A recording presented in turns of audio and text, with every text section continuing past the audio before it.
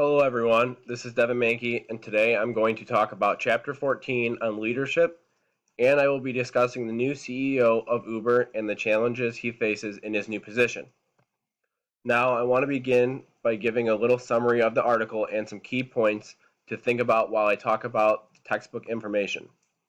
This article from August 28th says that Uber finally found a new CEO, Dara Khosrowshahi, who was also the acting CEO of Expedia at the time. The article goes on to tell us about the numerous tasks he has waiting for him, such as hiring a bunch of new senior staff people and taking care of financial and cash flow issues. He will also have to deal with company cultural issues, a stolen technology lawsuit, and deal with the old CEO that remains on the board for Uber. To be an effective leader that can get Uber through these issues, I will discuss Fiedler's contingency model to see what leadership characteristics the new CEO will need to be effective in each situation he will face. So, looking at Fiedler's contingency model, there are two major points: leadership style and situational characteristics. So first, looking at leadership style, every leader has their own personality and personal traits that affect the way they approach a leadership role, which ultimately affects their effectiveness as a leader. These traits make up one of two possible leadership styles: task-motivated and relationship-motivated. Task-motivated leaders focus on getting tasks accomplished, and they care about high-level performance. These types of leaders still care about making good relationships with subordinates, but ultimately care more about task completion. Now, relationship-motivated leaders want to have good relationships with subordinates. They care about the workers and they care about what their subordinates think of them. They want their workers to like them. They still care about getting tasks completed, but their primary focus is getting their relationships with their subordinates as good as they possibly can. Now, Fiedler says these styles cannot be changed or adapted to depending on certain situations. So these three situational characteristics determine which leadership style will work best for any given situation. These situational characteristics are leader-member relations, task structure, and position power.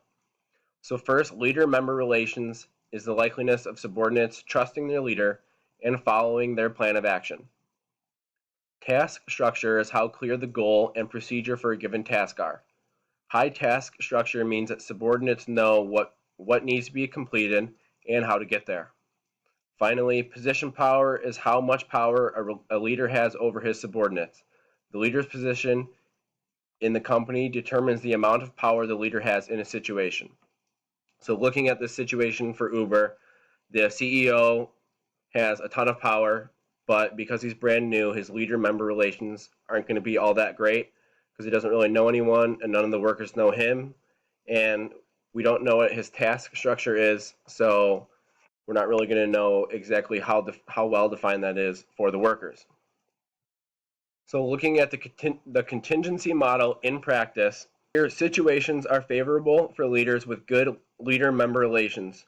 High task structure keeps goals from becoming vague and improves the situation for leading. A strong position power is most favorable as well. So looking at the chart, relationship-motivated leaders are most effective for moderately favorable situations, whereas task-motivated leaders are most effective for very favorable and very unfavorable situations.